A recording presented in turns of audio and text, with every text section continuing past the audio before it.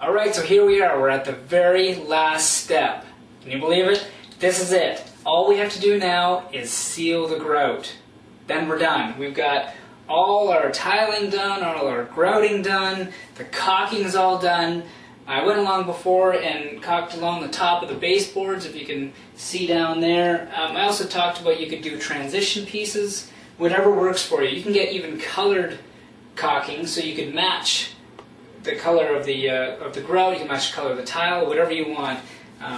For this one, they just wanted white, so I went along with the white. If you are tiling up on higher levels, where you have to leave a gap in between here because of any slight shifting. I know you don't want movement, but there's always at least some.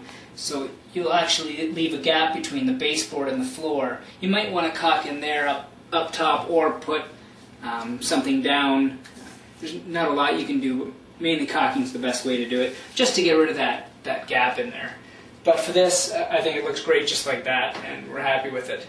A couple things I want to mention before. What we did here is we decided to change this up. Instead of having the exact same tile as this, we went with, this is actually a porcelain tile. You can't tell that much that it's porcelain just with this, but it's just a slight contrast to the rest of the tile. Just because having the exact same tile as this, off-centered and like that, it looks like something was wrong. So by taking a completely different tile and putting it, not completely different, just enough difference that you know it's there for a reason, we just made it look a little bit better, we think anyways. And that's just personal preference, but I think it came out really nice. Another thing is, I don't know if you noticed that I have no shoes on. There is a reason for that. Right now, we are at the sealing, the grout phase, and we want dirt as far away from here as possible. So actually, just before we started, I took just a cloth, I got warm water, and I kind of wiped the floor down.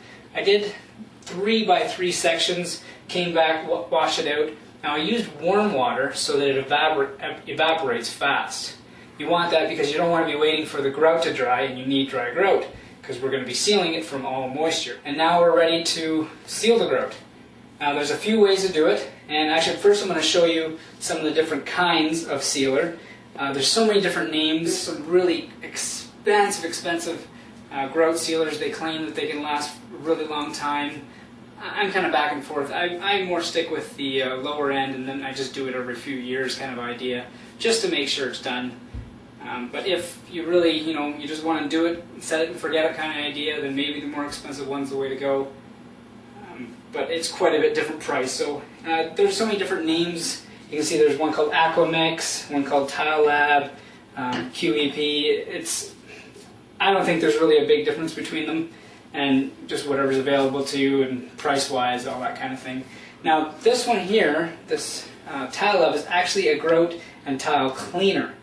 So if you notice that your grout is dirty after waiting, because we have waited about 2 weeks now, at least 2 weeks, to let the grout completely dry and set properly.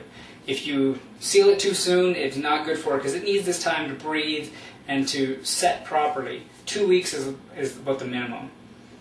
So if you find that some people walk down with some dirty shoes, or there's a lot of grime and stuff that water and a rag doesn't get rid of, then you want to go with this grout and tile cleaner and spray it, and you might have to scrub it. It gives you directions on the back as to what to do for what situation. Relatively simple, but just make sure your grout's clean, because once you seal it, everything that's in there is there for good. So make sure you do that if need be.